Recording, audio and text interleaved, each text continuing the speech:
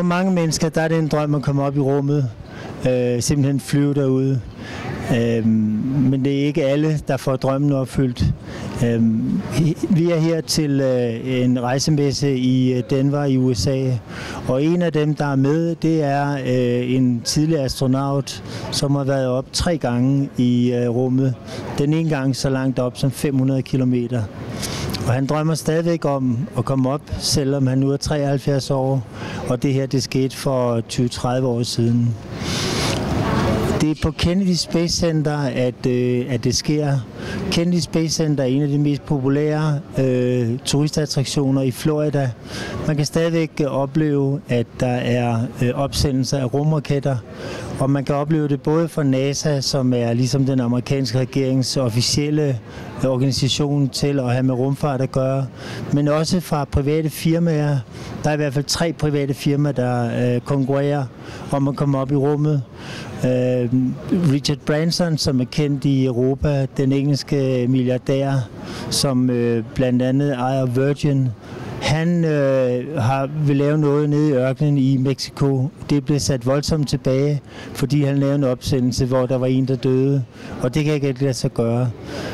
Så lige at komme ovenpå igen, før det er testet alt sammen. Og det han har, det er, at man lige kommer ud, så vidt jeg ved, omkring 100 kilometer, og så ser man, hvordan det er, og så tilbage igen. Når man er oppe i et passagerfly, er man i cirka 10 kilometers højde. I gamle dage, dengang at Concorden stadigvæk fløj, så kom man op i 20 kilometers højde, og så kunne man se rundingen af jorden, når man var deroppe, og det var faktisk et fantastisk syn. Og det her, når man så kommer op 100 kilometer, så er det klart, så får man endnu mere af jorden at se. Men ham her manden, astronauten, som vi nu skal se, han har været oppe i 500 kilometers højde, og han er stadigvæk høj, når han tænker på det. Lauren J. Shriver, you are an astronaut. You have been to the space 3 times. If you won many millions tomorrow, would you like to go to the space again, or what will you like to do? Well, yes, I would enjoy going back to into space, even for a short mission, and but I would also be a volunteer for something longer. How long? Well, if they offered me a mission to Mars, I would go, and that would be a year and a half, 2 years probably. Would you really do that? Why not? It would be so much fun. It would be a lot of work, a lot of training involved to get ready. But you know, I've been in low Earth orbit, and now it'd be nice to go a little bit further out. And do you believe that you can go to Mars and you can stay there for maybe some months and then go back again, or will it be a one-way ticket? Well, I think that when people decide to fly a mission to Mars, that they will have the capability, hopefully, of going and staying for a while.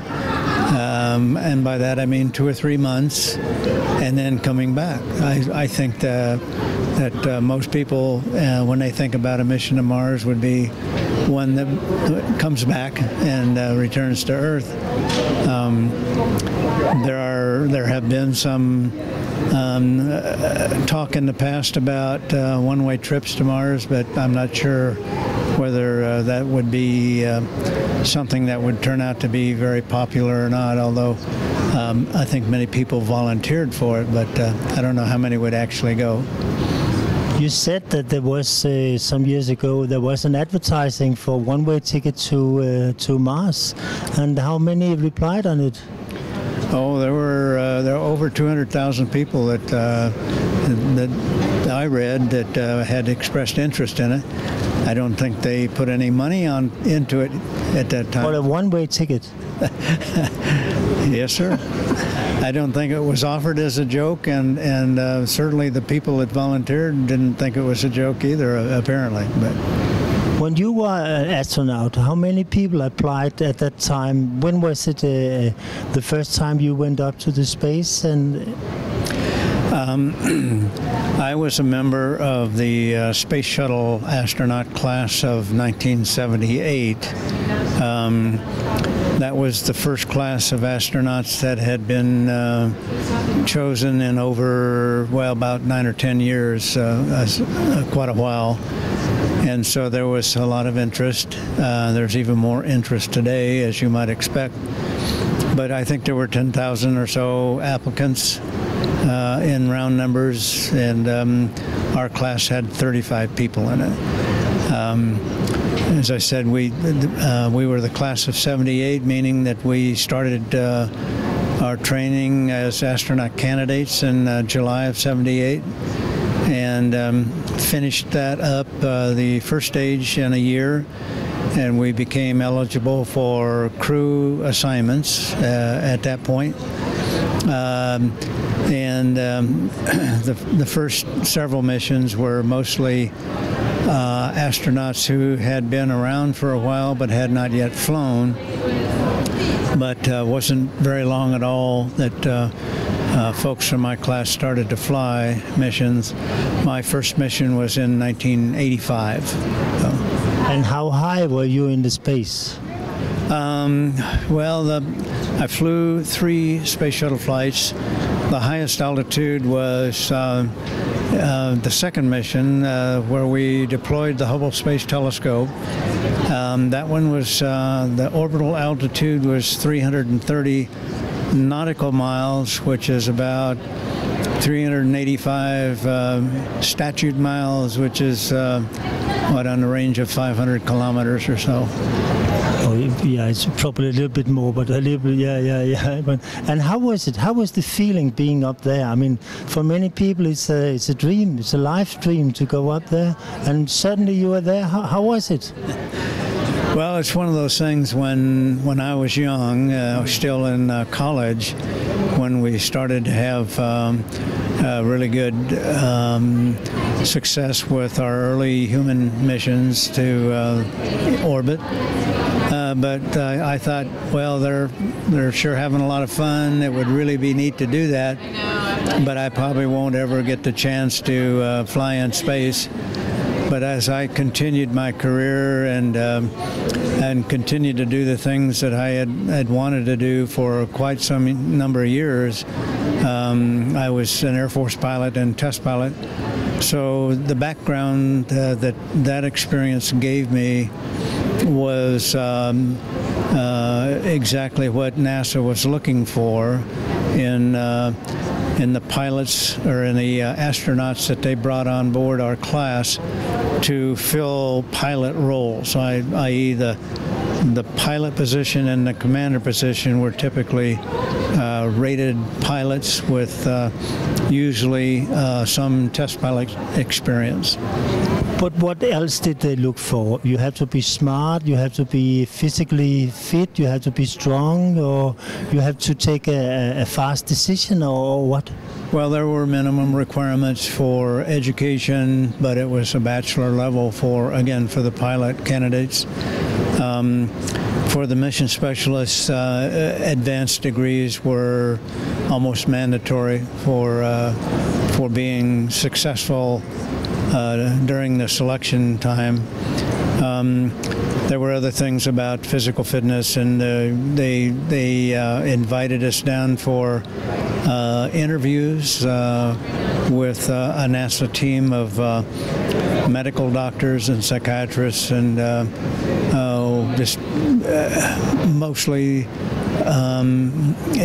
it was a long-term physical, but there were educational things for us built in, and there were observation time for the NASA selection people to have a look at us in something other than a work environment, just at leisure time too. You went up from Kennedy Space Center, and you now do some promotion for Kennedy Space Center, and that's of course to attract tourists. But if you look at the future with the background you have, Could you see that there could be some hotels in the space? And if so, how long time could people be up there, and how much will it cost? Yes, I did fly into space. NASA's launch center for the shuttle was Kennedy Space Center. They had plans to use Vandenberg for a while. And then after the Challenger accident, those plans were set aside, and all the shuttle launches were from Florida. I do a few things connected with Kennedy Space Center and with the things that go on there still today. In terms of hotels in space, mostly I'm referring to things that I have read about. I'm not actively pursuing establishing a hotel in space myself, but there are a few concepts out there where entrepreneurs are talking about, and I'm talking privately owned companies here, talking about establishing a space station that might hold anywhere from 3 to 6 people or so, maybe a few more, and the residents of that space station would fly up to it, of course using some kind of private rocket, and spend the things I've read about would only be about a week or so in space and then come back down. So that sort of concept is out there, and I would imagine will be tried and could even be pretty successful. I'm not sure what the business case, whether there's a lot of people in the world that would want to do it or be able to afford to do it, but what would the cost? What do you guess would be the cost? I would not have the slightest idea what the cost would be, but whatever cost is involved in buying the rocket up and down, the capsule ride up and down, the time, all the ground support, add that up and divide it by 6 or 7 or 8 people, that's probably what you're going to pay. But if you win $1 million, will you be the first guest in the hotel? Well, I think I would be more interested in a longer term stay than a week. My space shuttle missions, the longest one was 8 days, and I've sort of have done the hotel stay in space for a week, and was a commander of a couple of missions. So what I would be looking for more would be a longer term mission, well out of low Earth orbit would be my preference. Okay, that's kind of. Can we make an agreement? The next interview will be on Mars. Well, that would be an interesting expedition, and I would be interested, but probably getting a little bit too old for. How old are you now? I'm 73 now, so I don't think NASA would want someone that old heading off for a 2-year mission. So they've got a lot of younger people who would be more than well qualified to go out there.